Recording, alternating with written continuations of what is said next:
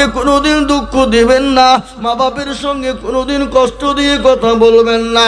আল্লাহ কোরআনে বললেন ওয়া কুল্লাহুমা কওলান কারীমা, তুমি তোমার মা বাপকে মারা তো দূরের কথা, তোমার মা বাপকে জোরে কথা বলো তো দূরের কথা, তুমি তোমার মা বাপের সামনে চোখ রাঙিয়ে তুমি কথা বলো না। আল্লাহর কোরআন বলেছে খবরদার মা বাপের সঙ্গে চোখ রাঙিয়ে বলো না, মা বাপকে গালি দিও না, মা বাপের সঙ্গে খারাপ ব্যবহার করো না। মা বাপ এমন একটা জিনিস, একবার যদি হাতটা তোমার জন্য বদদুয়া করে দেয়, জীবনেও কোনোদিন তুমি শান্তি পাবে না।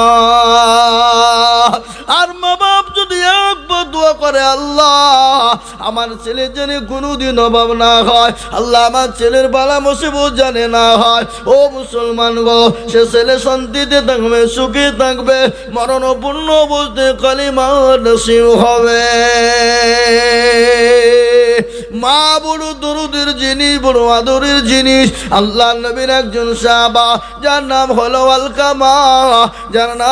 আলকামা, তার মা আল্লাহর নবীর সাহাবা আলকামার ওপর রাগ করেছিল, এত রাগ করেছিল, মৃত্যুকালে এতটাই কষ্ট পেয়েছিল। আলকামার মার জন্য নবীজি বললেন ও সাহাবারা,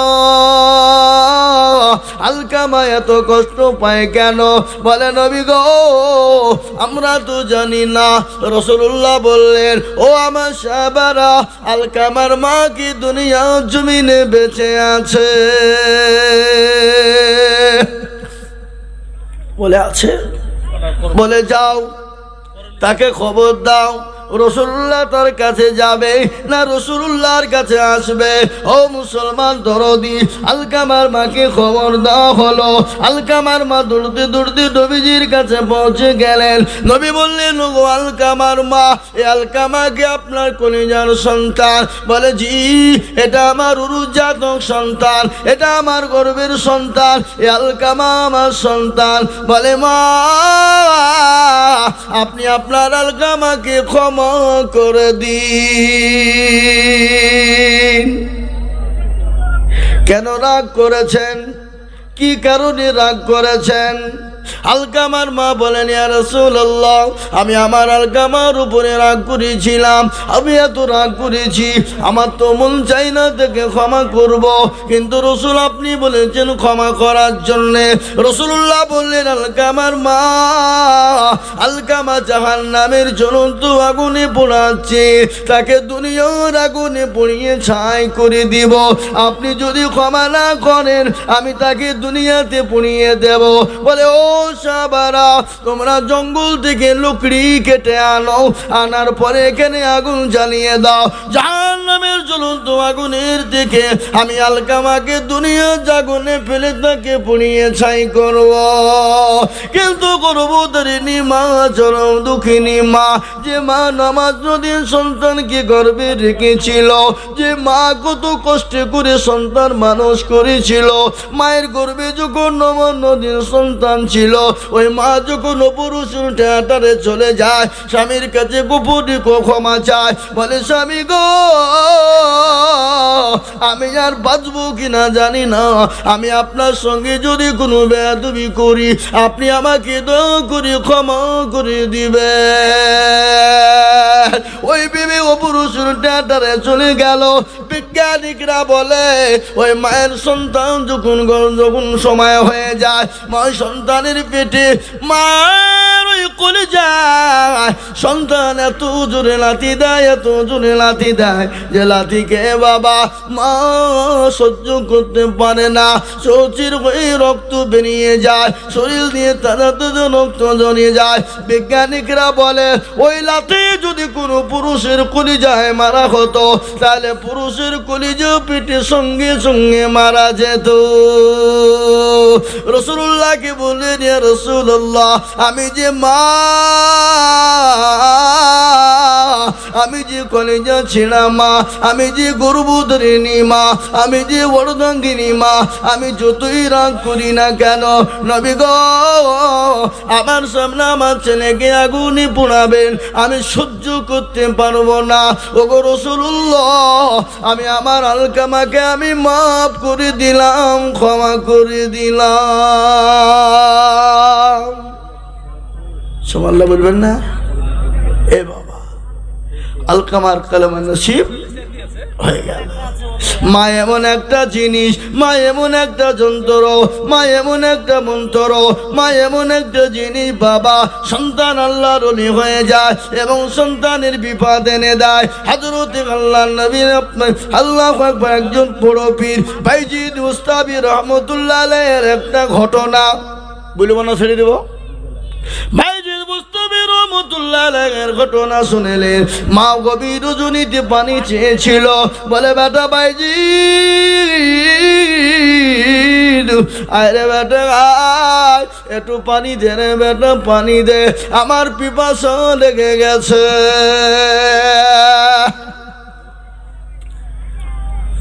ভাইজি উঠে দেখলো পানি নাই, মাকে পানি কি করে দেবে? কবি অনেক দূরে পানি আনার জন্য চলে গেল। আসার পরে দেখে মা জননী ঘুমিয়ে গেছে। ভাইজি দুই কোন শীত পানি নিয়ে মায়ের জন্য অপেক্ষা করে। ফজরের আজান হয়ে গেল। আসসালাতু খায়রুম মিনান নাওম। মানে কি? এর মানে আপনারা জানেন না? জানেন না? কি গো, জানেন না? এর মানে হলো তোমাদের ঘুমের দিকে নামাজ হলো উত্তম, কিন্তু আমাদের বাড়িতে মা বোনেরা, বাপজি ভাইয়েরা, আমাদের যুবক ছেলেরা, তরুণেরা বেলা 8টা 9টা নাইলে বিছান ছাড়ে না। ফজরে যখন আজান হয়ে যায়, জঙ্গলের পশু পাখি বলে আর ঘুমাবো না, পুকুরের মাছ বলে ঘুমাবো না, খুন্নার মুরগি বলে ঘুমাবো না, গোহালের গরু বলে ঘুমাবো না, আল্লাহু আকবার পশু পাখি তারা ঘুমাবে না বলে সৃষ্টির সেরা জীব মানুষ বেলা 8টা 10টা নাইলে বিছান তারা ছাড়ে না। ফজরের নামাজ পড়ে না। আল্লাহ বলে ওরে আমার বান্দা, তুমি নামাজ আদায় করো, নামাজ পড়ে তুমি তোমার রুজির জন্য বেরিয়ে যাও। আমি আল্লাহ তোমার রুজিতে বরকত দিব, আমি আল্লাহ তোমাকে রুজিতে ঢেলে দিব, আমি আল্লাহ তোমার রুজিতে রহমত বর্ষণ করব। কিন্তু আমরা ঘুমাই না। কেমন করে ঘুমাও তুমি ফজর কোনে কাজা? এমন তো হতে পারে জোহরে জানাজা মানুষ, এমন তো হতে পারে জোহরে জানাজা। মুসলিম হয় না জন্ম নিলে মুসলমানের ঘরে, কাফের মুমিন পার্থক্য হয় নামাজের হালতে, মানুষ সালাতের হালতে। এই যে বলে নামাজ কবু করিব না কাজা, এমন তো হতে পারে জোহরে জানাজা মানুষ, এমন তো হতে পারে জোহরে জানাজা। এ মুসলমানেরা, 1 নম্বর হলো নামাজ, 2 নম্বর হলো মা বাপের খিদমত করবে, মা বাপকে মহব্বত করবে, ভালোবাসা দেবে। 2 নম্বর হয়ে গেল। 3 নম্বর কাজটা করবে না, 3 নম্বর কাজটা করবে না। আরে 3 নম্বর কাজটা যদি করো, তোমার কোনো ইবাদত আল্লাহ দরবারে কবুল হবে না। 3 নম্বর কাজটা কি কে জানেন? আপনারা বলেন, জানেন 3 নম্বর কাজটা কি? 3 নম্বর হলো শিরিক। এই শিরিকটা কেউ করবেন না, শিরিকের গুনাহ করবেন না। আল্লাহ সব গুনাহ ইচ্ছা করলে মাফ করে দিতে পারে। আপনি কোনো রকম নামাজ পড়তে পারেননি, কোনো রকম রোজা করতে পারেননি, আল্লাহ আপনাকে ইচ্ছা করলে ক্ষমা করে দিয়ে মাফ করে দিবে। কিন্তু আপনি যদি আল্লাহ ব্যতীত কাউকে শিরিক করেন, আল্লাহ ব্যতীত যদি কারো কাছে মাথা নত করেন, আল্লাহ ব্যতীত কাউকে যদি ভালো মন্দর মালিক বানান, আল্লাহ বলছেন আমি তাকে কি করব, দুনিয়ার জমিনে ধ্বংস করে দেব। শিরিক কাকে বলে একটু শুনেনি। যাদের বিয়ে হয়েছে 8-10 বছর ধরে বিয়ে হয়েছে, বাচ্চা হয় না, তালতলা বেলতলা গাছতলা মেদিতলা গড়গড়া পেটাঙ্গা গালাদি হানফি সাফি মালিকি কুষ্টিগিরি ছোট পীর বড় পীর হঠাৎ পীর বালিশ পীর ডাল পীর কানা পীর দাজ্জাল পীর ন্যাংটা পীর খিচুড়ি পীর বাপের জামা গায়ে দিয়া পীর বাজে বলে মেরে খাজা গুদ মে এক লড়কা বানা দো। আল্লাহ বলছে আমি তো কেউ ফাটাবো, খাজাকেও ফাটাবো। সন্তান দেওয়ার মালিককে আল্লাহ বলেন শুনে নে, সন্তান দেওয়ার মালিক আল্লাহ। আল্লাহ বলেন আমি কাউকে বেটা দিই তো বিটি দিই না, কাউকে বিটি দিই তো বেটা দিই না, কাউকে বেটাও দিই বিটিও দিই, আবার কাউকে কিছুই দিই না। ইন্নাল্লাহ আলা কুল্লি শাইইন কাদির। আল্লাহ বলেন আমি সর্বশক্তিমান, আমি যাকে ইচ্ছে করি বেটা বিটি দুটি দিই, আবার যাকে ইচ্ছে করি বেটা দিই তো বিটি দিই না, আবার যাকে ইচ্ছে করি বিটি দিই তো বেটা দিই না, আবার আমি কাউকে কিছুই দিই না। তাই বলে তুমি দাদা বাবা মেহবুব বাবার দরবারে খাজা বাবার দরবারে মাথা টুকে সন্তান চাইবা, আমি আল্লাহ তোমাকে ক্ষমা কোনোদিন করব না। এই বাবা এরকম আমাদের মুসলমানদের ভিতরে আছে না নাই? কথা কন। বাঁকুড়া জেলা আমি 3 দিন জালসায় ছিলাম পরপর, বুঝলেন হুজুর। ওখানে এক সাধু বাবা বসে আছে। কি বাবা? সাধু বাবা, মাথায় জট, দাড়িতে জট, গায়ে ছালার চট পরে বসে আছে। আমি মনে মনে করছি আল্লাহ এর মুচা দাড়ি তো এক জায়গায়, তো যদি দই খায় তুই মালের দই ঢুকে কোন দিক দি? ও তো মুচকে চাড়িয়ে ধরতে হবে না, তো ঢুকবে না নাকি? কি কর? হ্যাঁ, ওখানে দেখলাম মুসলমানদের মেয়েরা নামাজ নাই, রোজা নাই, কুল নাই, কলমা নাই, উত্তর দক্ষিণ কিছু নাই। ওখানে গিয়ে মুসলমানদের মেয়েরা সেজদা করে, আর পাশেই ছিল পুকুর বাবা।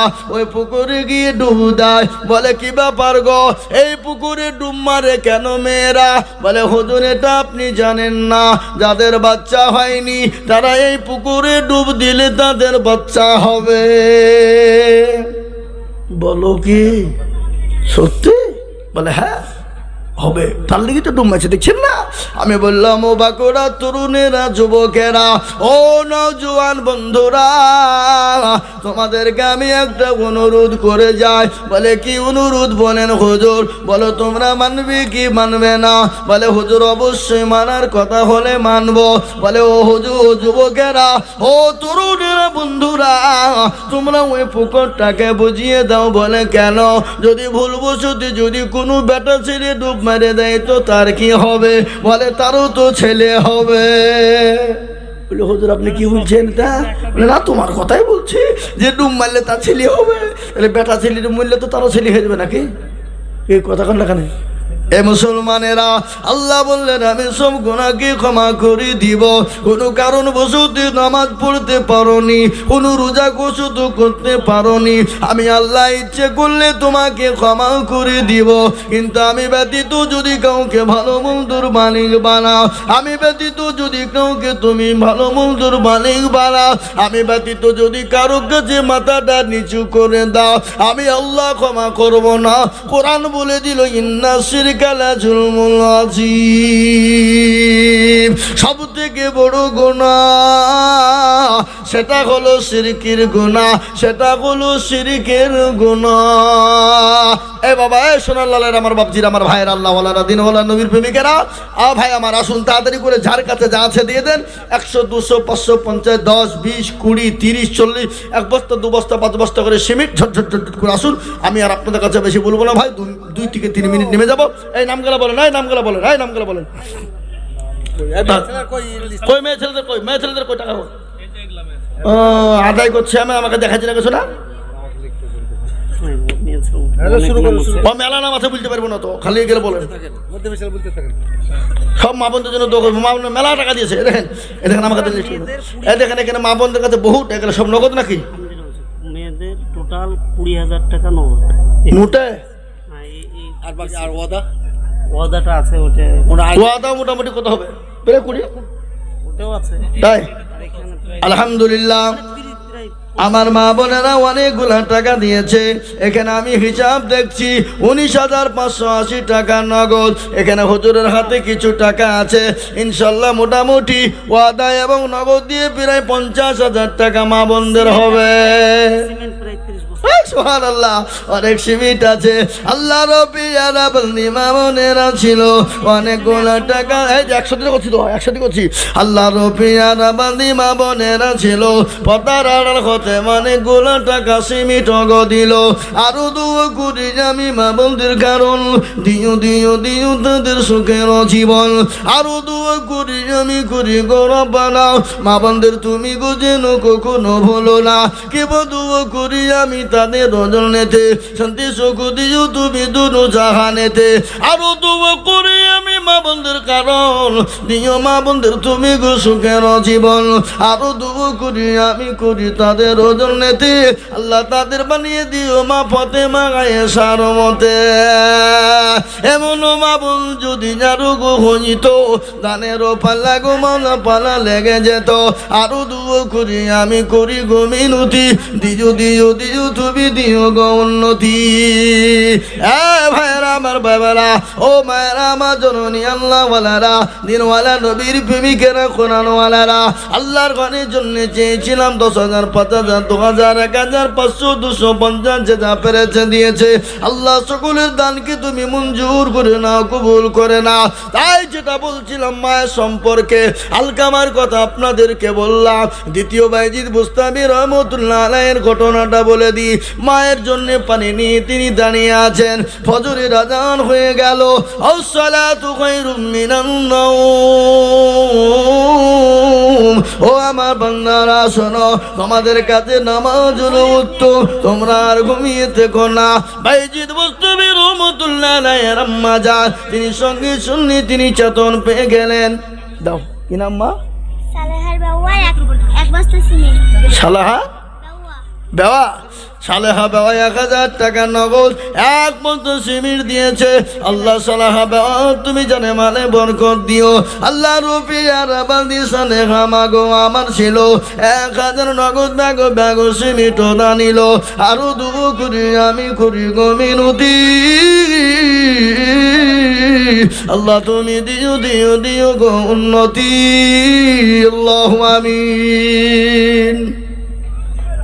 হে মুসলমান ভাইজি মুস্তাফি রহমতুল্লাহ আলাইহি, তিনি পানি নিয়ে দাঁড়িয়ে রয়েছে গেলাসে। বলুন আমার 5,000 টাকা সুবহানাল্লাহ। আল্লাহ রব্বি যারা বান্দা আমারুল গো ছিল, শেষের বেলাতে 5,000 লিখিল। আরো দুবো করি আমি করি গো বিনতি, দিও দিও দিও তুমি দিও তার উন্নতি। মসজিদের সভাপতি আরো দুবা করি আমি করি গো রব্বানা, মাফ করে দিও তুমি জিন্দেগির গুনাহ। আরো দুবা করি আমি তাহার রজনীতে, শান্তি সুখ দিও তুমি দুনো জাহানেতে। কেউ যদি চলে যায় গানা বেগানা, ক্ষমা করে দিও তুমি জিন্দেগির গুনাহ। হে মুসলমান বাইজিদ বুস্তামি রহমতুল্লাহ আলাইহি পানি নিয়ে দাঁড়ানো, বা ফজরের আযানের জন্য তিনি চেতন পেয়ে গেলেন। উঠে দেখেন বাইজিদ পানি নিয়ে দাঁড়ানো।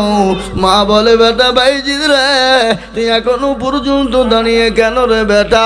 বলে আম্মা যান, তুমি পানি গভীর রজনীতে তুমি পিপাসা পেয়েছিল, তুমি পানি চেয়েছিলে আম্মা যান। আমি অনেক দূরে পানি আনতে গেলাম, এসে দেখি তুমি ঘুমিয়ে গেছো। আমি আর তোমার ঘুমের ব্যাঘাত ঘটাইলাম না আম্মা যান। আমি পানি নিয়ে দাঁড়িয়ে রয়েছি, হয়তো আপনি কখন হয়তো তুমি চাইবে, এই জন্য আমি যেতে পারি না। সঙ্গে সঙ্গে বাইজিদের মা পানি কানা নিয়ে তিনি খেয়ে নিলেন। বলে বেটা বাইজিদ, তিনি বেটা বাইজিদকে বিছানায় শুইয়ে ঘুম পাড়িয়ে দিলেন। বাইজিদের মা ওযু করে নামাজ পড়ে 2 রাকাত নামাজ পড়ে যায় নামাজের পাটি দাঁড়িয়ে আল্লাহ দরবারে হাত উঁচু করে বললেন, ইয়া আমার আল্লাহ, আমি আমার বাইজিদের উপর এত খুশি হয়ে গেছি, এত খুশি হয়ে গেছি মাবুদ গো, আমার বাইজিদকে তুমি সুলতানিন আরিফিন বানিয়ে দিও। হ্যাঁ মুসলমান, মায়ের দোয়া সন্তান আল্লাহর ওলি হয়ে যায়, মায়ের দোয়াতে আল্লাহর ওলি হয়ে যায়, মায়ের দোয়াতে ছেলে সন্তান ডাক্তার হয়ে যায়, মায়ের দোয়াতে মাস্টার হয়ে যায়, মায়ের দোয়াতে ওলি হয়ে আপনার ওলি আউলিয়া হয়ে যায়, মায়ের দোয়াতে আপনার হাফেজে কোরআন আলিম দ্বীন হয়ে যায়। আমি আজিজুল হক মাওলানা ইউসুফ সাহেব এমনি মৌলবি হয়নি, এমনি বক্তা হয়নি, তাদের সন্তানদের জন্য তাদের মা বোন মা বাপেরা সন্তানের জন্য দোয়া করেছিল। আল্লাহ হয়তো তাদের দোয়াকে মঞ্জুর করে নিয়ে কবুল করে নিয়ে আজকে সারা পশ্চিম বাংলা নয়, আসাম, ত্রিপুরা, মেঘালয়, মণিপুর, উড়িষ্যা, বিহার, ঝাড়খণ্ড, পশ্চিম বাংলা, বাংলাদেশের মাটি আজকে দাবড়ে বেড়াই বাবা। কত মানুষ বলে হুজুর গো একটু আমাদের জন্য দোয়া করবেন, আমাদের জন্য একটু দোয়া করবেন। বলে কিসের দোয়া, কি দোয়া? বলে হুজুর আমার বিবির অসুখ, হুজুর আমার ছেলের অসুখ, হুজুর আমার মেয়ের অসুখ, হুজুর আমি ব্যবসাতে লাভ পাইনি, বরকত হয়নি, আমার লস হয়েছে। বলে ঠিক আছে আল্লাহ দিয়ে দেবে, দোয়া করে দি। আল্লাহ জানি না কবুল করে কিনা, কিন্তু একটা প্রমাণ শুনেলেন। আমি একদিন ত্রিপুরার মাটিতে একজন আমার কাছে দৌড়তে দৌড়তে সে বলে হুজুর গো, ও হুজুর আমি বড় ব্যবসা করি, কোম্পানির ব্যবসা করি, কোটি কোটি টাকার মালিক আমার ব্যবসা ছিল আমার, কিন্তু হঠাৎ করে জানি না কোথা থেকে কি হয়ে গেল, বহু টাকা আমার লস হয়ে গেছে। তারপরে বছর আবার দেখা হয়েছে, জড়িয়ে ধরে বলে হুজুর জানি না আল্লাহ আপনার দোয়া কবুল করেছি কিনা, আল্লাহ আমাকে ওই কোটি কোটি কোটি টাকা আবার আল্লাহ ফিরিয়ে দিয়েছে। তাই আমি বলি রাসূলুল্লাহ বলেছেন দোয়া মুকুল ইবাদা, প্রতিটি মানুষের মগজ হলো দোয়া। দোয়া হলো এমন একটা বস্তু, দোয়া এমন একটা জিনিস, গেলাম এলো না আসরে ধরবো, ধরেছি বাবা কই যাচ্ছে আপনি তো বললেন না। বলে বাবা এখন টাইম নাই, আমি একটা কাজে বেরিয়ে যাব, তুমি মাগরিবে আসো শোনাবো। মাগরিবে মাল এলো না, এসরের সময় চেপে ধরেছি বলে বলতেই হবে, কোনো রকম ছাড় হবে না। কেন আপনি বলবেন না? আমাকে বলছে চাচা কোন সানা বান্দা তোর কথা বলছো তুমি, আলু সানা না ডাল সানা, তাড়াতাড়ি বলো। আমি বলছি দেখো তুমি কোন ধরনের কথা এটা? এখন তো আলু সানা ডাল সানা বলেন আমি। আর যে নমাজ হাত বাঁধেন, এই হাত বাঁধা দোয়াটা আপনি কে একটু বলেন। বলে বাপ আমি জানি, বাস্তব আমি আপনাদেরকে বলছি এরকম লোক আমাদের সমাজে আছে না নাই? জোরে বলুন। 20 বছর ধরে নামাজ পড়ে, 15 বছর ধরে নামাজ পড়ে, চুল পেকে গেছে, দাড়ি পেকে গেছে। এখন যদি বলা হয় দোয়া কোনটা বলো, ওর ক্ষমতা নাই দোয়া কোনটা বলতে পারে না। তারা শিখে না, তো শিখার চেষ্টাও করে না। কিন্তু দেখেন মাওলানা বসে আছে, জিজ্ঞাসা করুন। আল্লাহ কোরআনে পাকের মধ্যে বলেছেন প্রতিটি নর এবং নারী, প্রতিটি মুসলমানের জন্য কোরআন শিক্ষা করা হলো ফরজ। প্রতিটি মুসলমানদের জন্য কোরআন শিক্ষা করা হলো জরুরি। আজকে আমরা এসআইআর নিয়ে আপনার ছোটাছুটি করছি কিনা জোরে বলুন। মনে মনে শুয়ে বলছে আল্লাহ কি হবে, দেশে থাকতে পাবো না নাকি, দেশ থেকে মোদী সরকার বের করে দিবে নাকি, কি ব্যাপার কি হইল? এ মুসলমান, এটা আমরা যত ঠটরস্ত হয়ে গেছি, কিন্তু আমরা যে মরবো, মরার পরে যে আল্লাহ আমাদেরকে পাকড়াও করবে, এটা চিন্তা ভাবনা আমাদের মাথায় কারো আসে না। কি বলেন আপনারা? বলেন। আপনি দুনিয়ার জমিনে স্কুল কলেজ ইউনিভার্সিটিতে পড়েন, আপনি পরীক্ষায় বসলেন, ফেল করে দিলেন, এই বছর হলো না, সামনে বছর পাবেন, সামনে বছর সুযোগ হলো না, তারপরে বছর পাবেন। পরপর আপনি সুযোগ পাবেন, 10 বার সুযোগ পাবেন, কিন্তু কিয়ামতের দিনে আল্লাহর দরবারে যখন আপনি পাকড়া হয়ে যাবেন, আল্লাহ যখন আপনাকে ধরে ফেলবে, আল্লাহর দরবারে আপনি যখন ফেলোয়ার হয়ে যাবেন, আপনার আর কোনো উপায় হবে না, কোনো জায়গায় আপনি বাঁচতে পারবেন গো। জোরে বলেন না কেন? আপনি একটা আসামি, মার্ডার কেসের আসামি, আপনাকে পুলিশ ধরে নিয়ে গিয়ে জেলে ভরে দিল। আপনি কি করলেন?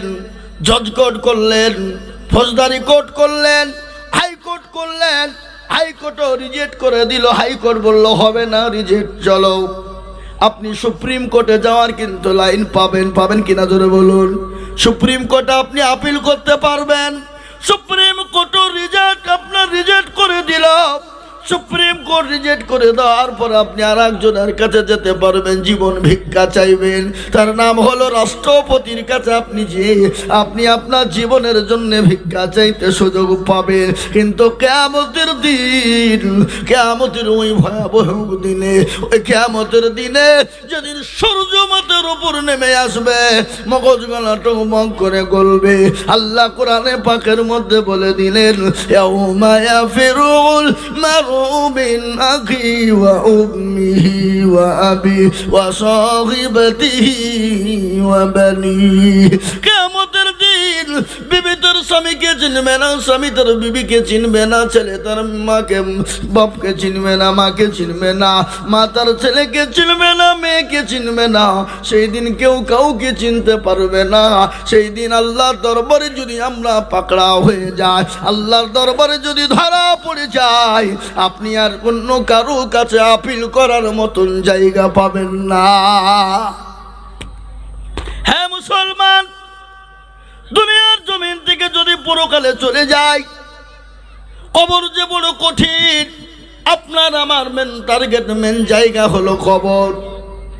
আল্লাহ নবী, দয়াল নবী, বিশ্ব নবী বলে গেছেন, আমার উম্মতি একবার যদি জানতে পারতো কবর কোন জায়গা, দুনিয়ার জমিনে কোনোদিন তারা গুনাহ করতো না, দুনিয়ার জমিনে কোনোদিন তারা নামাজ ছেড়ে দিত না, দুনিয়ার জমিনে কোনোদিন তারা আল্লাহ থেকে দূরে সরতো না।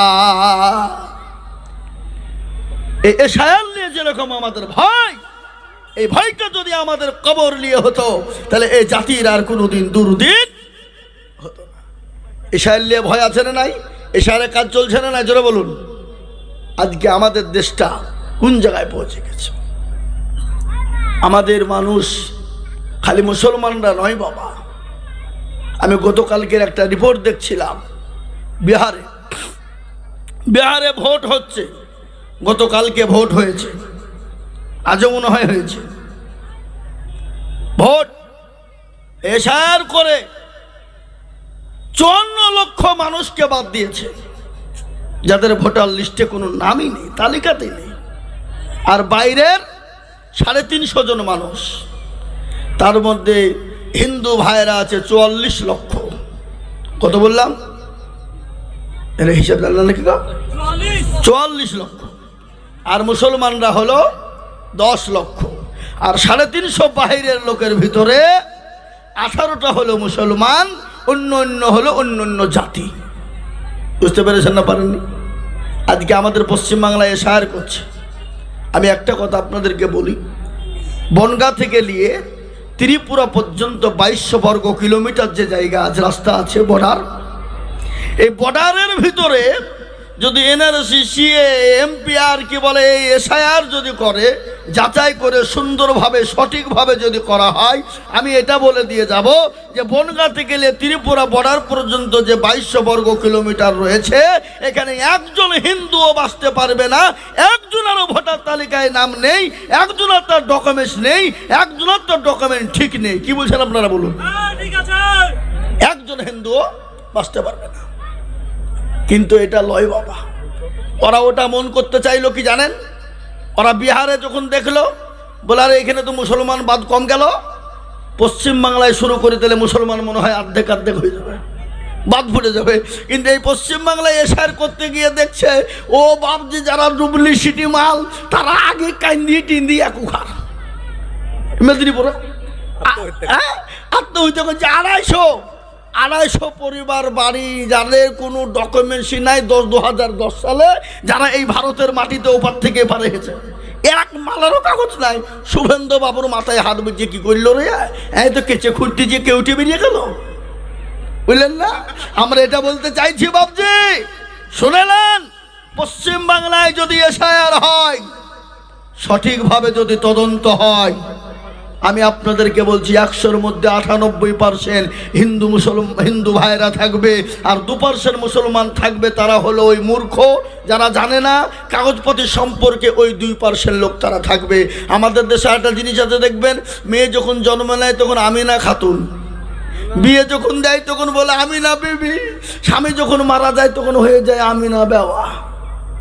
কথা বলেন না, ঠিক না ঠিক? খাতুন থেকে বিবি, বিবি থেকে বেওয়া। এই কাগজের এই হিসাব করতে গিয়ে আমরা হয়তো ধরা পড়ে যাব, তাছাড়া আমরা ধরা পড়ব না। 1971 সালে বাংলাদেশে যখন মুক্তিযুদ্ধ হয়েছিল, সে সময় উপর থেকে মুসলমানরা এই দেশে আসেনি। কেন? ও দেশে তো মুসলমানদের কষ্ট ছিল না, ঝঞ্ঝাট ছিল না। উপর থেকে হিন্দু ভাইরা এই দেশে পালিয়ে এসে আশ্রয় নিয়েছিল। ওরাই হলো শরণার্থী, ওরাই হলো বাপজি কি বলে, ওরাই হলো বিদেশি, ওরাই হলো বিদেশি, আর ওরাই আজকে হয়ে গেলে দেশের স্বদেশী। আর আমরা মুসলমান না, আমাদের ডকুমেন্টস আছে। আমাদের কি ডকুমেন্টস নেবে? কাগজ নেবে, সব কাগজ আমরা দিব। তার থেকে বড় ডকুমেন্ট শুনেলেন, আমাদের বাপ দাদা, তার দাদা, তার দাদার যদি ডকুমেন্টস আমরা নিব মনে করি, যারা মারা গেছে আমাদেরকে, যাদেরকে মাটি আমরা কবরে দিয়েছি, ওদের কবরগুলা খুঁড়ে যদি আমরা হাড়কে বের করে রিসার্চ করে দেখি, তো আমাদের এই ভারতেরই জন্ম, তারা এই ভারতই তাদের জন্ম আছে, এটা ডকুমেন্টসে পাওয়া যাবে। কিন্তু এখন যদি ওদেরকে আমরা বলি, তোমরা তোমাদের কাগজপাতি বাদ দিয়ে তোমাদের বাপ দাদার ডকুমেন্টসগুলো আমাদেরকে দেখাও, তো ওদের মাল তো নাই। ওরা তো সব ছাই কুড়িয়ে পুড়িয়ে দিয়ে দাঁত মাঞ্জন করে নিয়েছে। দাঁত মাঞ্জনের মধ্যে না ছাই, এই কথা বলছেন না কেন? হ্যাঁ, দাঁতের মাঞ্জন করে ফেলেছে। আগেকার আমার বাপজি ভাইয়েরা, মায়েরা, বোনেরা দাঁত মানত, এখন তো ডিজিটাল যুগ, এখন পেস্টুর, তারপরে কি কি হাবে যাবে দিয়ে বাপজি দাঁত মেঞ্জে দাঁতের 12টা বাজিয়ে ফেলছি আমরা। কিন্তু আগে আমাদের চাচারা, চাচিরা, দাদারা, দাদিরা দাঁত মেঞ্জেছে ওই পুকুরে, ওই আখা থেকে কাঠের ছাই তুলে ছাড়ে ব্যাপার রয়েছে। দাঁত শক্ত ছিল, টকটক করে বেরিয়েছে। আর আমরা এখন যদি 2 পিস মাংস খাইতে, আর কালকে সকালে ভাই ঢুকিয়ে দিচ্ছে গো, মাল শেষ। কি বলছেন তোরা বলুন? আমার বড় চাচা মারা গেল, বড় আব্বা 95 বছর বয়সে, এই কিছুদিন হলো মারা গেল, 1 বছর হয়নি এখনো। আমি আল্লাহ আমরাই দেখলাম, চাচার জীবনও কোনোদিন বিরাজ করেনি, ওই কয়লা দিয়ে ডুলে ডুলে একটা দাঁতও পড়েনি। 95 বছর বয়সে হাড় চিপিয়ে খেয়ে মারা গেল।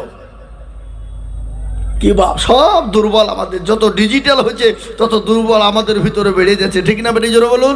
আমি বলি মুসলমান দরদি আমার ভাইয়েরা, এসার নিয়ে চিন্তা করার কোনো প্রয়োজন নেই, মুসলমানদের কোনো ভয়ের কোনো কারণ নেই। এ মুসলমান গো, আজকে কোনো কায়দা নাই, ওরা যেন তেন পুকুরে মুসলমানদেরকে বাদ দিয়ে দেশ থেকে তাড়ানোর চিন্তা করছে।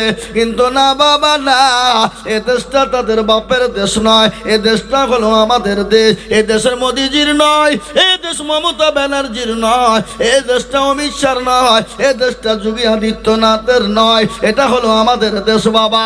এ দেশে আমরাই জন্ম নিয়েছি, এই দেশেই আমাদের মৃত্যু হবে বাবা। কিন্তু যারা আজকে বিদেশি শুনেলেন, আজকে শুনেলেন কি নাম গো, আব্বানির বাড়ি হলো পাকিস্তান, সে এই দেশে হয়ে গেল স্বদেশী। আপনার অটল বিহারীর বাড়ি হলো পাকিস্তান, ও এই দেশে হয়ে গেল স্বদেশী। আপনার কি বলে, ও ইন্দিরা গান্ধীর বাড়ি হলো ইটালি, সেই এই দেশে হয়ে গেল স্বদেশী। বুদ্ধ বাবুর বাড়ি হলো বাংলাদেশ, এ দেশে হয়ে গেল স্বদেশী। আর আপনার জ্যোতি বসুর বাড়ি হলো বাংলাদেশ, ও এই দেশে এসে হয়ে গেল স্বদেশী।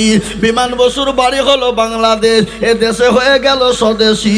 মিঠুন চক্রবর্তীর বাড়ি হলো এই দেশে, এ দেশে এসে হয়ে গেল স্বদেশী। অধীর রঞ্জন চৌধুরীর বাড়ি হলো বাংলাদেশ, এ দেশে হয়ে গেল স্বদেশী। আর আমরা ইন্ডিয়াতে, ভারতে জন্ম নিয়ে আমরা হলাম বিদেশি। এই সিঙ্গড়ার ভিতরে আলু কি করে ঢুকলো বাবা? বুঝতে পারলেন না? হ্যাঁ মুসলমান দরদি, আমি আপনার আপনাদেরকে বলে যায়, ওরা যতই কায়দা কৌশল করুক না কেন, যতই চিন্তা ভাবনা করুক না কেন, এ দেশ থেকে মুসলমানদেরকে তাড়াতে পারবে না। খালি মুসলমানরা আজ থেকে নয় রে বাবা, এই ভারতবর্ষ যেদিন জন্ম নেয় সেদিন থেকে এই দেশে মুসলমানরা জন্ম নিয়েছে। তার কারণ আমি আপনাদেরকে বলি, প্রথম মানুষ যিনি ছিলেন, প্রথম মানুষ যার নাম হলো আদম নবী আলাইহিস সালাম, তিনি এই ভারতের মাটিতে তিনি পা রেখেছেন। হে মুসলমান, এই দেশে মুসলমান কোনো দেশ থেকে আসেনি, এই দেশের মুসলমান এই দেশে আছে এবং যতদিন দুনিয়া থাকবে এই দেশে মুসলমানরা থাকবে, কেউ সরাতে পারবে না। বলুন ইনশাআল্লাহ। আমি বলে মুসলমান দরদি আল্লাহ তার ইসলামকে মিটিয়ে দিতে চায়, মুসলমানদেরকে মিটিয়ে দিতে চায়, কোরআনকে মিটিয়ে দিতে চায়, দিনকে মিটিয়ে দিতে চায়, পারবে না। কেন পারবে না আপনারা জানেন? ফেরাউন দুনিয়াও জমিনে চেয়েছিল, পারেনি। নমরুদ পারেনি, আবু জেহেল পারেনি, আবু লাহাব পারেনি, উতবা সাইবা পারেনি। এই যুগের বেঈমান তারাও কিন্তু কিয়ামত পর্যন্ত পারবে না। একবার চিল্লিয়ে বলুন না ইনশাআল্লাহ। একটু জোরে চিল্লে বলা যাবে না ইনশাআল্লাহ? এ মুসলমান দরদি আমার ভাইয়েরা, আল্লাহ নবী দুনিয়া জমিনে যখন কলেমার দাওয়াত দিতে লাগলেন, আমার পূর্বে মাওলানা বক্তব্য করছিলেন, আল্লাহ নবী যখন মানুষকে সৎ কাজের জন্য আদেশ করলেন, তোমরা ভালো কর্ম করো, ভালো কাজ করো, আমার নবীকে তারা আলামিন উপাধি দিয়েছিল। কেমন ভাবে আলামিন উপাধি দিল আপনারা জানেন? তারা ওই মক্কার জমিনে বড় করে তারা চাঁদা তুলে খানা দিয়ে আল্লাহ নবীকে উপাধি দিল সিদ্দিক। সিদ্দিক আলামিন সিদ্দিক তার মানে হলো সত্যবাদী। যত ঝামেলা হতো কাফের বেঈমানরা বলতেন, আমার ওই আলামিনকে ডাকো, আমাদের আলামিনকে ডাকো, তিনি সমস্যা সমাধান করে দেবে। কিছুদিন পর যেতে না যেতে নবী যখন অসৎ কাজের নিষেধ করলেন, অসৎ কাজ থেকে দূরে সরতে বললেন, বলে তোমরা এই কাজে যেও না, তোমরা ওই সমস্ত মূর্তি পূজা করো না, ওই সমস্ত কবর পূজা করো না, ওই সমস্ত মূর্তি পূজার দিকে যেও না, তোমরা মেনে নাও একজন লা ইলাহা ইল্লাল্লাহ, লা ইলাহা ইল্লাল্লাহ, লা ইলাহা ইল্লাল্লাহ, আল্লাহ ছাড়া কোনো ইলাহা নাই, আল্লাহ ছাড়া কোনো মাবুদ নাই। আল্লাহকে মেনে নাও, যিনি রাতকে বানিয়েছেন, যিনি দিনকে বানিয়েছেন, যিনি আসমান বানিয়েছেন, যিনি জমিনকে বানিয়েছেন, যিনি কুল কায়নাতকে তৈরি করেছেন, সেই আল্লাহর হুকুমকে মেনে নাও। ও বান্দা শোনো, যদি তুমি মেনে নিতে পারো, এহকালে শান্তি পাবে, পরকালে শান্তি পাবে, কবরেতে শান্তি পাবে। তখন কাফের বেঈমানরা বলল না, এতক্ষণ তিনি সিদ্দিক ছিলেন, আলামিন ছিলেন, ভালো কথা বলতেন, আজ থেকে আর কথা মানা যাবে না। সেদিন থেকে নবীর উপর অত্যাচার শুরু হয়ে গেল। মক্কার জমিনে নবীর উপর স্টিম রুলার চালাতে শুরু করে দিল। সাহাবাদের উপর অত্যাচার শুরু হয়ে গেল, সাহাবাদের কেস মারধর শুরু হয়ে গেল। সাহাবারা বিবেকে বের করে দিল, এতিম সন্তানকে এতিম করে দিল। আমার নবী মক্কা ছেড়ে মদিনার পথে চলে গেল। ও মুসলমান, একটা গজল আছে না, আজ নবী গো আমার বানায়া বাজার, হিজরত করিয়া চলেন মদিনায়। আজ নবী গো আমার বানায়া বাজার, শুয়ে আছে সোনার মদিনায়। আব্দুল্লাহর পৃষ্ঠগতে মায়া মিলন শিখে মেতে, জন্ম নিলেন নবী মক্কাতে। আজ নবী গো আমার ঘরায়া বাজার, হিজরত করিয়া চলেন মদিনায়। আজ নবী গো আমার বানায়া বাজার, শুয়ে আছে সোনার মদিনায়। নবী বলে হযরত আলী যাবে জানা খালি, নবী বলে হযরত আলী আছে বিছানা খালি, আমার বিছানায় শুয়ে থাক। আজ নবী গো আমার ঘরায়া বাজার, হিজরত করিয়া চলেন মদিনায়। আজ নবী গো আমার বানায়া বাজার, শুয়ে আছে সোনার মদিনায়। ওই নবীর নামে দরুদ পড়িলে, ওই নবীর নামে দরুদ পড়িলে, হাবিজ দু চোখ আজ নবী গো আমার ঘোড়ায়া বাজার হিজরত করিয়া চলেন মদিনায়। ও মুসলমান দরদি, আল্লাহ নবী মক্কা ছেড়ে মদিনার পথে যাও, কাফেররা যেতে দেবে না, নবীকে মেরে দেবে। কিন্তু বলুন বাবা, মারনেওয়ালাকে, জিন্দা রাখনেওয়ালাকে আল্লাহ যদি কাউকে বেড়ে দেয়, পৃথিবীর কারো ক্ষমতা নাই তাকে বাঁচিয়ে রাখতে পারে। আর আল্লাহ যদি কাউকে বাঁচিয়ে দেয়, পৃথিবীর কারো ক্ষমতা নাই তাকে মেরে দেয়। হায়াত ময়তের মালিককে কথা বলে না আল্লাহ, এ জীবনের মালিককে। আজকে মোদিজি, অমিত শাহজি আজকে মুসলমানদেরকে মেরে দিতে চায়, কিন্তু তুমি জানো না এই ভারতের মাটিতে মুসলমানরা এখনো বেঁচে আছে বলে তোমরা এখনো পর্যন্ত খেতে পাও, এখনো ভারতের জমিনে তোমরা চলতে পারো। আজকে মুসলমানদের মসজিদ ভেঙে দিতে চাও, বুলডোজার দিয়ে ভেঙে দিতে চাও, আজকে মাদ্রাসা ভেঙে দিতে চাও, কিন্তু জানো গো, যেদিন মসজিদ মাদ্রাসা ভারতের জমিনে থাকবে না, যেদিন মুসলমানরা থাকবে না, সেই দিন অন্য জাতি ভারতের জমিনে থাকতে পারে না। এ বাবা, আজকে ভারতবর্ষের জমিনে সমস্ত দর্শনীয় জায়গাগুলা কাদের? জোরে বলে মুসলমানদের। তুমি দিল্লির আগ্রা তাজমহল, তুমি আজকে মসজিদ বাবরি ভেঙে তুমি মন্দির করেছ, রাম মন্দির। কজন মানুষে যায় আর কজন মানুষে টাকা দেয়? বলো বলো বলো। আজকে তুমি জানো বাবরি মসজিদ মানুষ দেখতে গিয়ে হাজার হাজার লক্ষ লক্ষ টাকা দেয়, ওই টাকা তুমি ভোগ করো। কোনো মুসলমান তো খায় না। তুমি ওই তাজমহল আগ্রার মসজিদে কোটি কোটি টাকা তাজমহল ইনকাম হয়, ওটা তুমি ভোগ করো, মুসলমান পাই না। তুমি বলো কুতুব মিনার কত মানুষ দেখতে যায়, কোটি কোটি টাকা তুমি ভোগ করো, ওটা মুসলমান তো ভোগ করে না। ওই বলে নিজামুদ্দিন আউলিয়াতে যারা দেখতে চায় লক্ষ লক্ষ কোটি কোটি টাকা ইনকাম হয়, ওটা তুমি ভোগ করো। আপনার কি বলে রাজস্থানে আপনার আজমির শরীফ, যেখানে খাজা মাইনুদ্দিন গরিবে নওয়াজ, খাজা মাইনুদ্দিন চিশতি রহমতুল্লাহ আলাইহি শুয়ে আছেন, যেখানে কোটি কোটি কোটি কোটি কোটি কোটি টাকা বছরে ইনকাম হয়, ও টাকা মুসলমানরা খায় না, ওটা তোমরা দখল করে খেয়েছ। ওটা তো দিল্লির জমিনে, রাজস্থানের জমিনে হয়ে গেল, পশ্চিম বাংলার মাটিতে। ওই যেখানে খাজা আপনার শুয়ে আছে মুর্শিদ নওয়াজ, যিনি পাথর চাপড়ির মাটিতে, যেখানে বছরে কোটি কোটি টাকা ইনকাম হয়, ওটাকে ভোগ করে দেশের রাজ্য সরকার ভোগ করে। যেটা আপনার আমাদের হাজার দুয়ারি মুর্শিদাবাদ লালবাগে, যেখানে হাজার হাজার কোটি কোটি টাকা ইনকাম, ওটা আমাদের রাজ্য সরকার ভোগ করে। যেটা ভিক্টোরিয়াতে, ওটা আমাদের রাজ্য সরকার ভোগ করে। সায়েন্স সিটি, ওটা মুসলমানদের জায়গা, ওটাও যা ইনকাম হয় সরকার ভোগ করে। সব থেকে বড় কথা হলো ইডেন গার্ডের মাটি যত ইনকাম করো, ওটা রাজ্য সরকার ভোগ করে। তার উপরও মুসলমানদের কি নেই? আজকে মুসলমানদেরকে তাড়িয়ে দিতে চাও। আজকে মুসলমানরা ছিল বলে এদেশের সরকার এখনো পর্যন্ত টিকে আছে। কি করেছো তোমরা? তোমরা তো একটা দর্শনীয় কিছুই করতে পারো না। তোমরা মসজিদ ভেঙেছ, বাবরি ভেঙে তোমরা রাম মন্দির বানিয়েছ। ওই রাম মন্দির তো কেউ দেখতে যায় না, কেউ দর্শন করতেও যায় না, কেউ 2 টাকাও দিতে যায় না। আর ওই বাবরি থেকে তোমরা কোটি কোটি টাকা ইনকাম করে বাবরির জায়গা দখল করে নিয়ে তোমরা ওই দর্শনীয় মুখ মন্দির তৈরি করেছো। আজকে তোমরা মুসলমানদেরকে খারাপ ভাবো, একটা কথা শুনেলেন? মুসলমানরাও তো এই দেশে রাজত্ব করেছিল।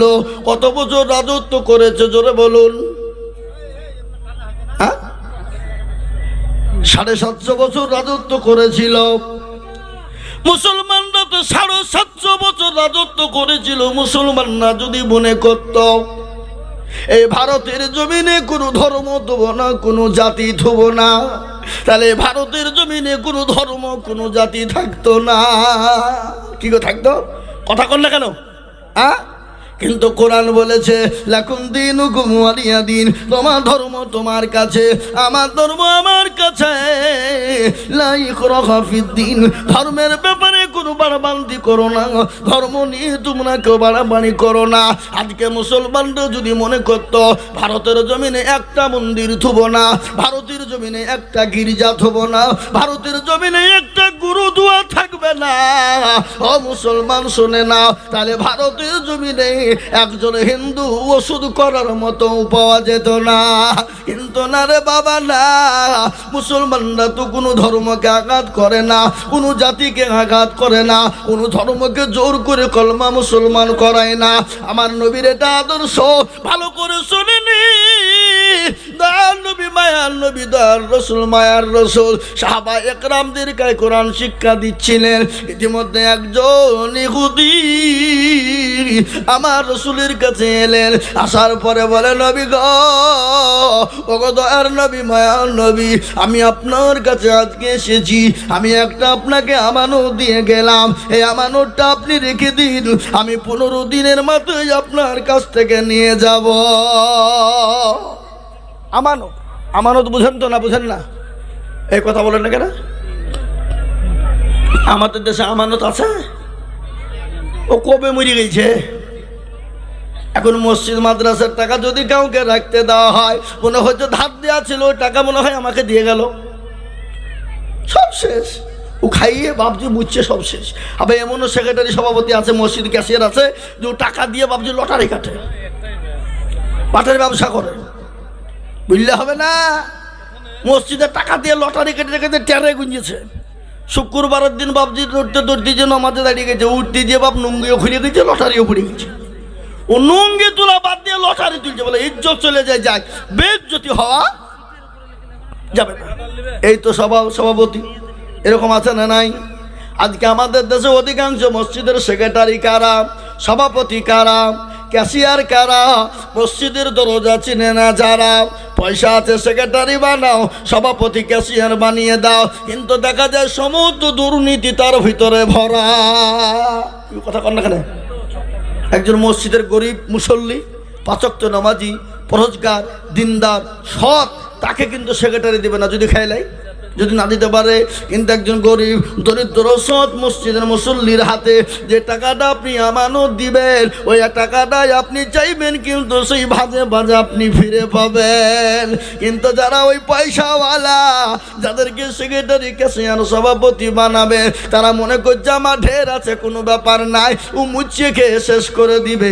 একদিন ভাবছি সুদের টাকায় সব আউট হয়ে গেছে, এবার চাইতে যে দেওয়ার মতন তার ক্ষমতা নাই। এরকম আছে না নাই? কথা কন না কেন? হ্যাঁ মুসলমান, মসজিদে খোঁজ নাই না। আজকে মসজিদ আমরা বানাই মার্বেল দিয়ে, টাইলস দিয়ে। রমজান মাসে তারাবি পড়তে যায়, বলে গরমে নামাজ পড়তে ভালো লাগে না, এসে বসা। এসে বসিয়ে দিল 4টে-5টা, তারপরে এসে দেখছে মুসল্লি আর খুঁজে পাওয়া যায় না। মসজিদে আজান হাই হাই আলাস সালাহ, আর বলে আমরা পারলুম না, ইমাম আর মর্জিন তারা দুজনেই চালা। মুসলমান, যে মসজিদে আপনার নামাজ হয় না, যে মসজিদে মুসল্লি হয় না, যে মসজিদে ইমাম সাহেবের বেতন বাড়ে না, সেই মসজিদ করার কোনো মানেই হয় না, সেই মসজিদের কোনো রকম কালেকশন করাই মানে হয় না। আজকে আমাদের মসজিদের ইমামের বেতন কত? কথা বলেন? 4000, 5000 টাকা। ওই মৌলবীর তো কোনো সময় শান্তি নাই। ও 5000 টাকা বেতন নিয়ে কি করবে? মাস শেষ নামাজ পড়ে যে আলহামদুলিল্লাহ রব্বিল আলামিন রহমানির রহিম, আল্লাহ, মাস তো শেষ হয়ে গেল, 4000 টাকা বেতন। আল্লাহ, টাকা দিয়ে বিবির ছায়া কিনবো না, ব্লাউজ কিনবো, ছেলের ওষুধ কিনবো না, স্কুলের ফিজ দিব, জামা কিনবো না, প্রাইভেটের টাকা দিব। গায়রিল মাগদুবি আলাইহিম ওয়ালাদ-দাল্লিন। ফেরেশতা বলে কি নামাজ রে? বলে ইমামকেও ফাটাবো, মুসল্লিদেরকেও পিটবো। আই শিখবো আই। এরকম মসজিদ আছে না নাই? এ দেখেন দিনাজপুর, আপনাদের দিকের কথা বলছিনি। আমি গত বছর হিলি বর্ডারে জলসাই ছিলাম, একবারে হিলি বর্ডার, পাকা রাস্তায় দেখেন, আর এইখানে জলসা, ওপারের লোকও শুনে, এই পারের লোকও শুনে। এমন করে প্যান্ডেল করেছে বাবা, রেল লাইনের উপরে বাংলাদেশের লোক শুনছে বসে, আর এই পারে আমরা ইন্ডিয়ান লোক, আমরা বক্তব্য দিচ্ছি, তারা ওই পার থেকে শোনে। হ্যাঁ মুসলমান, হুজুর আপনি এখানে ইমামতি কতদিন করেন? বলে হুজুর 14 বছর হয়ে গেল। বেতন কত দেয়? বলে হুজুর বেতন তো 1 পয়সাও নাই। ওই মমতা খালা 3000 টাকা দেয়, ওই দিয়ে কোনো রকম চলে যায়। আমি বললে এই মসজিদের আদায় করা চলবে না, এই মসজিদের ইমাম যেহেতু বেতন দেওয়া হয় না, এই মসজিদে পয়সার কোনো প্রয়োজন হবে না। এ বাপ, এরকম আমাদের আছে না? নাই কথা বলেন। আপনি কাকে দোষ দিবেন, কার কথা বলবেন? খালি আলেম ওলামায় দেশকে শেষ করে দিল। আজকে এটাও শুনেলেন, এটাও আমি বলে যাই, পৃথিবীর জমিনে যদি আলেম ওলামা না থাকতো, পৃথিবীর জমিনে যদি মাদ্রাসা না থাকতো, সারা পৃথিবীর মানুষ বেঈমান হয়ে যেত, সারা পৃথিবীর মানুষ অন্ধকারে ছন্ন হয়ে যেত, সারা পৃথিবীর মানুষ মা কুন্ডা মা খুঁজে পেত না, বাপ কুন্ডা বাপ খুঁজে পেত না, জায়েজ না জায়েজ তারা বুঝতো না, হালাল হারাম তারা বুঝতো না। আজকে আলেম ওলামা আছে বলে এখনো পর্যন্ত জায়েজ না জায়েজ বুঝে, হালাল হারাম বুঝে, এ মুসলমান ভালো মন্দ বুঝে। আজকে আলেম ওলামাকে গালি দাও। আল্লাহর কোরআন পড়ো, কোরআন বলেছে, আল্লাহর কোরআন বলেছে ইন্নামা ইয়াখশাল্লাহ মিন ইবাদিহিল উলামা। পৃথিবীর জমিনে আল্লাহকে কেউ যদি ভয় করে, তারা হলো আলেমেরা, তারা হলো উলামারা, তারা হলো আলেমেরাও, তারা হলো উলামারা। কোরআনের কথা এটা। এ বাবা, কোরআনে আছে না নাই জোরে বলুন।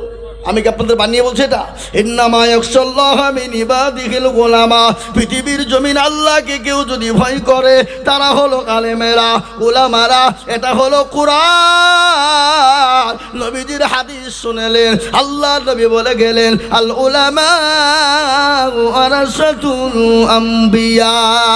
আল্লাহ নবী বলে গেলেন আমি রাসূল চলে গেলাম, আমি আমার নায়েবে রাসূল হিসেবে উলামাদেরকে রেখে গেলাম, আলেমদেরকে রেখে গেলাম। তাদের সঙ্গে খারাপ ব্যবহার করবা না, তাদের সঙ্গে নোংরা ব্যবহার করবা না, তাদের সঙ্গে খারাপ মন্তব্য করবা না।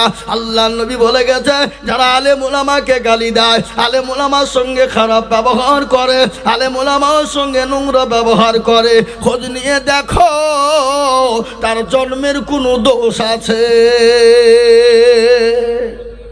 তার রক্তের দোষ আছে, খোঁজ নিয়ে দেখেন।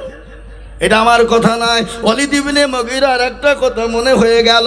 আল্লাহ নবীকে গালি দিয়েছিল, সাহাবারা নবীকে বললেন ইয়া রাসূলুল্লাহ আপনি একটু হুকুম দিয়ে দিন, নবী গো আপনাকে ওয়ালিদ ইবনে মুগীরা গালি দিয়েছে, ওর গর্দানটা ঝুড়িয়ে দিই গো নবী। আল্লাহ নবী বলে না, মেরো না, মেরো না, খবর নিয়ে দেখো তার জন্মের কোনো দোষ আছে, খবর নিয়ে দেখো তার রক্তের কোনো দোষ আছে। কিন্তু আপনি ওয়ালিদ ইবনে মুগীরা কিন্তু বড় নেতা ছিল বাবা, নেতা ছিল, নেতা বোঝেন না, এমন নেতা ছিল বাবা, সবাই কিন্তু তাকে ভয় করত। একটা মজলিসে বসে আছে, ইতিমধ্যে একজন দরুদি একজন মানুষ এসে বলল ওগো ওয়ালিদ ইবনে মুগীরা তোমাকে তোমার রক্তের নাকি দোষ আছে, তোমার জন্মে নাকি দোষ আছে। ও নেতা মানুষ, ও কিছু বলতে পারছে না, ও কিছু বলছে না। যা কি হলো, কে বললো এটা? বলে রাসূলুল্লাহ বলেছেন। আর কিছু বলতে পারে না, বলে রাসূল বলেছেন, নবী বলেছেন আমি যদি তাকে গালি দিই তো আর অন্য কিছু বের করে দিবে না। আমি এখান থেকে চুপ হয়ে গেলাম। বলে দেবরে মুগীরা তিনি বাড়ি চলে গেলেন। একদিন চলে যায়, দুদিন চলে যায়, 3 দিন চলে গেল, বাড়ি থেকে বেরোতে পারে না। রাসূলুল্লাহ তাকে বলেছে তার বংশের দোষ আছে, রক্তের দোষ আছে, তার জন্মের দোষ আছে। এই কথা যখন বলা গভীর রজনীতে মা বাড়িতে ঢুকলে, মা ঢুকে সন্তানের ঘরে ঢুকে বলাই রে বেটায় কি ব্যাপার, 3 দিন হলো তুই বাড়ির ভিতর থেকে বেরোসনি, এ বাবা কি হয়েছে তোর একটু আমাকে বল রে বাবা। বেটা বলে মা গো ওই আলামিন ওই রাহমাতাল লিল আলামিন তিনি মানুষ জামে কেমন, তার কথা কি তুমি বিশ্বাস করো? বলে মা গো তুমি কি বিশ্বাস করো? বলে হ্যাঁ বিশ্বাস করি। বলে বেটা রে, তিনি তো সত্যবাদী, তিনি তো সত্যবাদী নবী, তিনি তো আলামিন। আমি বিশ্বাস করি এবং ওর কথাও আমি মানি। কি হয়েছে বেটা বল বল বল। বলে মা, আমি তোমাকে একবার জিজ্ঞাসা করব, তুমি আমাকে সঠিক উত্তরটা দিবা মা, বেয়াদবি নিবা না। বলে বেটা কি উত্তর দিব বল। বলে মা গো, আমার নাকি রক্তের দোষ আছে, আমার নাকি জন্মের দোষ আছে। কিছুক্ষণ পরে মা চুপ হয়ে গেল। মা চুপ হয়ে বলে বেটা ওয়ালিদ ইবনে মুগিরা, ও বেটা হ্যাঁ, রাসূলুল্লাহ যেটা বলেছে সত্য বলেছে, এতে সন্দেহের কোনো অবকাশ না। বলে কিরকম ব্যাপার? বলে বেটা তোর বাপ যখন মারা গেল, একদিন ঝিম ঝিম ঝিম ঝিম করে বৃষ্টি হয়, আমি ঘরের ভিতরে বসা, ইতিমধ্যে তোর চাচা আমার ঘরে প্রবেশ করলো, আমার গৃহে প্রবেশ করলো, করার পরে আমার সঙ্গে জবরদস্তি মিলন করেছিল। ও বেটা, আর মিলনের ফলে তুই জন্ম নিয়েছিস। রাসূলুল্লাহ যেটা বলেছে সত্যও বলেছে, এতে সন্দেহের কোনো অবকাশ নাই রে বেটা। মুসলমান, যারা নবীকে গালি দেয়, যারা নবীর ওয়ারিস আলেম উলামাদেরকে গালি দেয়, খোঁজ নিয়ে দেখবে তার রক্তের কোনো দোষ আছে, জানতে হবে তার জন্মে কোনো গন্ডগোল আছে। তাই আমি আপনাদেরকে বলবো বাবা, আজ আলেম উলামা আছে বলে মসজিদ বেঁচে আছে, মাদ্রাসা বেঁচে আছে, কোরআন বেঁচে আছে, নয়তো বেঈমান কাফের মুশরিক ইহুদির দলেরা কবি বুলডোজার দিয়ে আপনার ভাঙতে ভাঙতে শেষ করে দিত। কিন্তু আমি আপনাদেরকে বলবো, যতই তারা ভাঙুক না কেন, ইসলামকে মিটাতে পারবে না, কোরআন এবং মসজিদ মাদ্রাসা মিটাতে পারবে না। একটু হাতটা উঁচু করে দিয়ে বলুন না ইনশাল্লাহ। কি গো, অনেকে তুললেন না, আপনাদের তুলতে কষ্ট হলো নাকি? এরা মনে করছে যে মনে হয় মৌলবি তুলতে বললে মানে এবার লাইনে নিয়ে আসছে। হে বাবা, যারা তুলে দিল তারা জিতে গেল, যারা তুলতে পারলো না তারা ঠকে গেল। ওরা মনে করছে কেউ দেখতে পাবে না, কিন্তু যেটা কেউ দেখে না সেটা দেখেন কে? যেটা কেউ জানে না সেটা জানেন কে? কবি বলে সবাই বলে আমি ভালো, আমি জানি কি আমার মনের গোপন খবর জানে আল্লাহ জি। আলোতে আধারে নির্জনেতে কথা কি করেছ তুমি সব জানে সে, চোখেতে কেউ যাবে না ফাঁকি, আমি জানি কি। হে মুসলমান দরদি গো, সকলকে ফাঁকি দেওয়া যাবে, আমার আল্লাহকে ফাঁকি দেওয়া যাবে না। সকলের সঙ্গে চালাকি চলবে, আমার আল্লাহর সঙ্গে চালাকি চলবে না। তাই আমি আপনাদের কাছে লম্বা বয়ান করব না। এটা হলো মসজিদের উন্নতি কল্পে জলসা। এখানে মসজিদটা ওরা খাড়া করতে পারে না, খাড়া করতে পারে না, বহু টাকার প্রয়োজন বাবা। এটা নতুন একটা পাড়া হয়েছে, মুসলিমিয়ে কটা ঘরে একটা মসজিদ করেছে, এখানে মসজিদের একটা বড় প্রয়োজন। তাই এই মসজিদটা বানানোর জন্যে আমি আপনাদের কাছে একটু হাত পেতে দেব। আমি আজিজুল হক, আপনারা প্রায় লোকে চিনেন, লক্ষ লক্ষ টাকা মানুষের কাছে চাই রে বাবা। আজকে মসজিদ তৈরি করার জন্য হাত পেতে দেব। আল্লাহ নবী বলে গেলেন, মান বানা লিল্লাহি মসজিদান বানাল্লাহু লাহুল বাইতান ফিল জান্নাহ। রাসূলুল্লাহ বলে গেছেন, যারা মসজিদ বানিয়ে দেয় আল্লাহ কাল কিয়ামতের দিবসে আল্লাহ তার জন্য জান্নাতে ঘর তৈরি করে দেয়। তাই ডানে বায়ে পিছনে সামনে উপরে আমি আপনাদের কাছে 30,000 20,000 15,000 বলবো না, বহু টাকা বহু দিকে দিয়ে দিয়েছেন। বেবি বাচ্চা ছেলে মেয়ের পিছনে দিয়েছেন, আত্মীয় স্বজন বন্ধু বান্ধবীর পিছনে দিয়েছেন। আমি মাত্র আপনাদের কাছে 10,000 টাকা চাইব।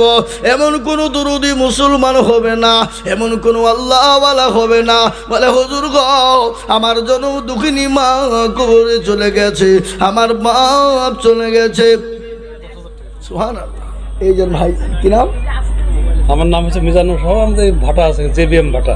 আল্লাহ, আমার ভাই জেবিএম ভাটার মালিক, তিনি বলছেন 10,000 টাকা। ভাইয়ের কাছে আমি তো 10,000 টাকায় চাইছি, আর তো কিছু বলা যাবে না নাকি?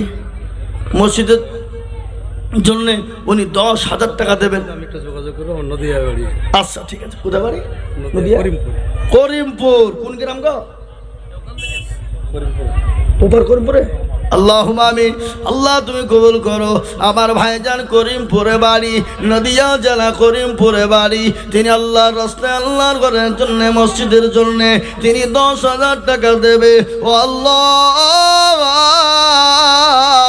আমার ভাইজান কি তুমি কবুল করে নাও। আল্লাহ আমার ভাইজানের জলে বালা মুসিবত কি দূর করে দাও, রুজি রোজগারে বরকত দাও। আল্লাহ আমার ভাইজানের ব্যবসাতে তুমি বরকত দাও। আল্লাহ রব্বি জানা বান্দা এখানেতে ছিল, এ ছিল কি না ছিল মৌলা দানে বোঝা গেল। একটু গলায় ব্যথা করছে বাবা। কালকে 3টে জলসা করেছি, 3টি দিনের বেলায় করেছি, দুপুর বেলায় বাবা 11টা থেকে 1টা পর্যন্ত ছিল বীরভূম এলেম বাজারে। কি বুঝলেন? ওখান থেকে চলে গেলাম মালদা জেলা, 223 কিলোমিটার রাস্তা, সোজাপুর। ওখানে বাবজি যে স্টেজে উঠলাম 9টা থেকে 12:15। এবার 12:15 থেকে নেমে বলছি ভাই আমি আর বসবো না, শরীর কিলাম তো ছেড়ে দিন, চলে যায়। বলে হুজুর একটু বসেন, পরে যায়েন। একটা বক্তা ছিল, তার বক্তব্য চললো না, ওখানে নামিয়ে দিল 1/2 ঘন্টা পর। ওই যে হুজুর আপনি চলেন। আবা বলে তোমাদের মাথা খারাপ, এটা কি জেনারেটর যে তেল ভরলি চলবে? হ্যাঁ, কখনোভাবেই যাও না। আমি যে হুজুর চলেন, একবারে কমিটি সব এসে একেবারে হাত পা জড়িয়ে ধরি স্টেজে সৈন্য করে নিয়ে গেল। আবার যে বাবজি ছেলেদের পাগড়ি ফাগড়ি দিয়ে আবার ধরো যে হুজুর আর বেশি আপনি 1 ঘন্টা বলেন। আমি যেটা কথা নেই, একবার তোমাদের 3.5 ঘন্টা বলে 18 লাখ টাকা আদায় করে দিন, তারপর আপা শুনবা? বলে না আমি আর পারবো না। যে হুজুর আপনার অনুরোধ আপনার পাঁচ হচ্ছে, দেখো ধরে এখন ধরা কথা হলো স্টেজের ওপরে দর্শক প্রচুর, মেয়ে ছেলে আর বেটা ছেলে বাবা, তাও ওদের অনুরোধ মানতে যে আবার 1 ঘন্টা। ওখানে 2:08 বেজে গেল। 2:08 বেজে বাবজি বাড়িতে ঢুকলাম ফজরের সময়। এই ফজরের নামাজ পড়ে বাবজি একটু শুয়েছি। আর একেবারে এলাকার লোকেরও কাজ নাই, ওদের মনে করছে মৌলবি মনে হয় ঘুমিয়েছিল। আইসা বাড়িতে খালি দরজা খটাম খটাম করে বাড়ি বুঝি এখানে এই দেখতো ওই যে আমরা এসছি গো, কি হলো? ডেট দিতে হবে। বুঝি একটাও নাই। আরো বুঝে না দিতেই হবে। তো আমাকে বুঝে বুঝতে পেরেছি এলাকা টাকা পাবেন না, তার লিগে ডেট নেবেন না। আমি রাগ করে 2খান ডায়েরি ছিল, দেখালে রোজার আগ পর্যন্ত যদি একটা ডেট বের করে দেখাতে পারিস ফ্রি জলসা করে দেবো, যা ফ্রি করে দেবো, যা দেখালে। তোর আর পৃষ্ঠাকে উল্টে মৌলবীর কথা বিশ্বাস হয়েছে না, উল্টাছে পৃষ্ঠা, উল্টাছে। তো এক জায়গাতে কাটা আছে, যাই এই যে এটা ফাঁকা, লাই খেপা নিচে লেখা আছে হবে, আছে লেখা। হ্যাঁ ও তাই তো, এটাও নাই। তাহলে হুজুর রোজার পর, তাহলে রোজার পরে ডায়েরি দিই। রোজার পরে বাবা ঈদের পরাদিন থেকে ডায়েরি দিয়েছে যে 1 লাগারে একেবারে 2 মাসে 1 দিনও নাই। ওই যে একই কথা, তাহলে কবে নিতে হবে আপনাকে? বলছে আগামী বছর যদি করিস ডেট, আগামী অগ্রহায়ণ পুষ মাস ডেট লিখ। সে আগামী বছর বাবা কবে অগ্রহায়ণ মাসের কাতি মাস আসবে ডেট লিখতে লাগিল, থাকলো। আমি বলছি টাকা আগে দে, নাহলে ডেট থাকবে না। বলছি এলাকা তো টাকা নেবেন, যে খেপা ডেট নিতে গেলে এখন টাকা দিয়ে ডেট পাকা করতে হবে, নাহলে হবে না। এ বাবা একটু আর কি ওর সাথে করলাম। বলে হতো তাহলে সামনে বছর ইনশাল্লাহ প্রথমেই দিয়ে, ঠিক আছে টেনশন নাই, যাও দিব যাও। এই তো বাবজি পরিস্থিতি। আর এই প্রতিদিন চলছে বাবা। আমি যদি আপনাদেরকে একটা কথা বলি, এই মায়েকে চিল্লানোর বকা যে কত কঠিন, যারা বকে তারাই বুঝে। কি বুঝেন আপনারা বলেন? হ্যাঁ হ্যাঁ, আসেন তিনি মাইকে একবার উঠেন, 10 মিনিট বলেন। কালকে যদি আপনার গলাকে জিসিপি দিয়ে চাইলে না তুলতে হয়, কি বলে? হ্যাঁ হ্যাঁ মুসলমান, তাই দেখেন আল্লাহর পেয়ারা বান্দা তিনি 10,000 টাকা দিয়েছে। আল্লাহ তুমি কবুল করে নাও, আল্লাহ জানে মালি তুমি বরকত দাও। 280টা জালসা বাবা এবছর, 280টা। প্রতিদিন যদি 2 ঘন্টা করে বলি তাহলে কত হবে জানেন? প্রায় 600 ঘন্টার কাছাকাছি বাবা, 550 560 ঘন্টা। হ্যাঁ, তাই দেখেন একজন 10,000 হয়ে গেল। আর একজন আল্লাহর বান্দাকে বলবো বাবা এ মুসলমান, ঠিক না কই মান, ইসলামের বাতি ডুবায় না। ইসলামের বাতি ডুবিয়ে দিলে হবে না। আমরা তো সেই মুসলমান, কোন মুসলমান গো? তেলের গাড়ি তেলে চলে, আমার গাড়ি হাওয়ায় চলে, বিনা তেলে চালাই গাড়ি নবী সুলাইমান। আমরা তো সেই মুসলমান। এ মুসলমান, আল্লাহর ঘর মসজিদের জন্য আমি আপনাদের কাছে 10,000 টাকা চেয়েছি বাবা। আমি জানি বাবা এই মজলিসের ভিতরে 10,000 টাকা দেওয়ার আল্লাহর পেয়ারা বান্দা আছে, তাই নাম্বার 2 আর একজন দরুদিকে বলবো 10,000 হবে না গো? আর একটা আল্লাহর বান্দাকেও দিবেন না বাপ? নবীর প্রেমিক, আল্লাহর ঘরের জন্য বাপ, যে মসজিদ কিয়ামত পর্যন্ত থাকবে, আপনি আমি সে তিনি চলে যাব, কিন্তু মসজিদ আপনার নামাজ চলবে। সামি আল্লাহু লিমান হামিদা, সুবহানা রাব্বিয়াল আলা, সুবহানা রাব্বিয়াল আযীম। এই তাসবিহ কিয়ামত পর্যন্ত মসজিদে চলবে। ও আল্লাহর গোলাম, ও আল্লাহর বান্দা, কে আছো বাপ? আল্লাহর ঘরের জন্য 10,000 টাকা হবে না বাপ? এমন কোনো মুসলমান দরদি নাই, এমন কোনো আল্লাহওয়ালা নাই, এমন কোনো বাপজি ভাই মা খালা বোন নাই যে 10,000 টাকা দিয়ে নাম্বার 2 ইনশাল্লাহ হাতটা তুলে দেবে? কই গো গুধিয়ার মানুষ? আমি জানি এই মসজিদের জন্য গুধিয়ার মানুষের দান ভালো, তাই আমি বলবো বাপরে, ও দরুদি মুসলমানেরা, আল্লাহওয়ালা নবীর প্রেমিকেরা, এমন কোন আল্লাহর বান্দা হবে না এই মসজিদের জন্য 10,000 টাকা দিয়ে নাম্বার 2 একটু হাতটা উঁচু করে দিব নাই? এমন কোন আল্লাহর বান্দা 10,000 টাকা দিয়ে 2 নম্বরে হাত উঁচু করে দেবেন ইনশাল্লাহ? বলে হুজুর আমার কাছে জান আছে কিন্তু মাল নাই। ও হুজুর আমি পরে অল্প অল্প করে দিয়ে দিব। এটাও আপনাদেরকে আজকে শুনিয়ে দিয়ে যায় বাবা, আপনি এই দান দেবেন, বিপদে যাবে না, পানিতে পড়বে না, মাটিতে পড়বে না বাবা। তাই 10,000 টাকার দাতা আর একজন নবীর প্রেমিক হবে না। কত সেক্রেটারি মসজিদের 5,000 পাঠিয়েছে। কই সেক্রেটারি? কই সেক্রেটারি কোনটা? কি নাম? কি নাম? এই সেক্রেটারি রফিক কোনটা গো? কই সে মাল কোথা লুকিয়েছে? ও টাকা দিয়ে পাঠিয়ে দিয়েছে, তার মানে কায়দা পেয়েছে। হ্যাঁ, রফিককে ডাকেন, রফিককে ডাকেন, সেক্রেটারিকে ডাকেন। 10,000 টাকা লাগবে ওর। হ্যাঁ, কি নাম? আকবর সরকার। মা বাপের নামে তিনি দিয়েছে কত? 500 টাকা দিয়েছে। আল্লাহ কবুল করে নাও। আল্লাহ জানে মা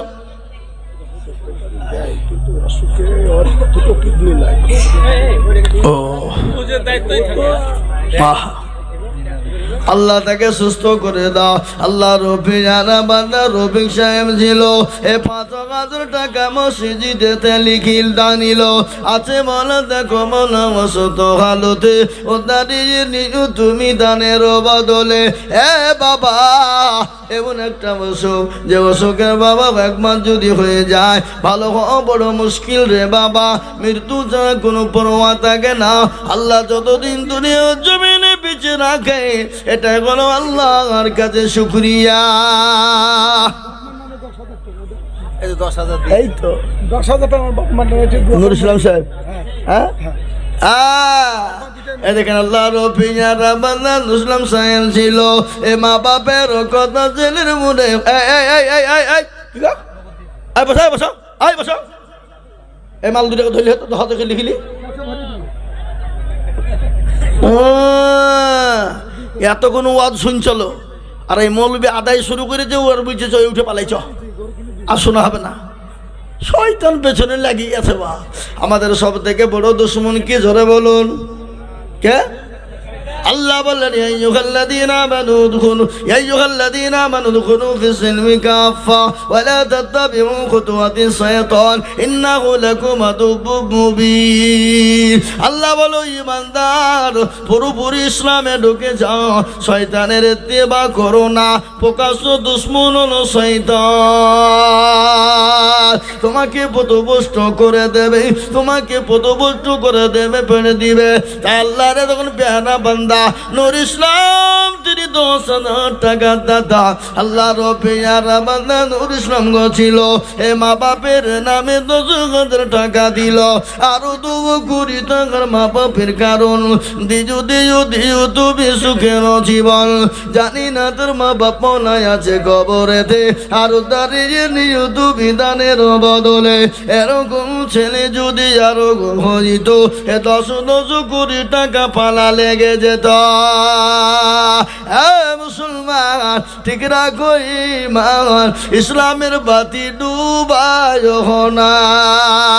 আসুন গল্লার বান্দা 10,000 কোটি টাকা আমি 3 নম্বর একজন দরদিকে বলবো, বাবা বহু টাকা বহু দিকে চলে যায়, বিবি বাচ্চার পিছনে চলে যায়, ছেলে মেয়ের পিছনে চলে যায়, বন্ধু বান্ধবীর পিছনে চলে যায়, আত্মীয় স্বজনের পিছনে চলে যায়, ডাক্তারের কাছে চলে যায়, কিন্তু আল্লাহর ঘরের জন্য যেটা দিব আল্লাহ কিয়ামত পর্যন্ত জমা রেখে দেবে।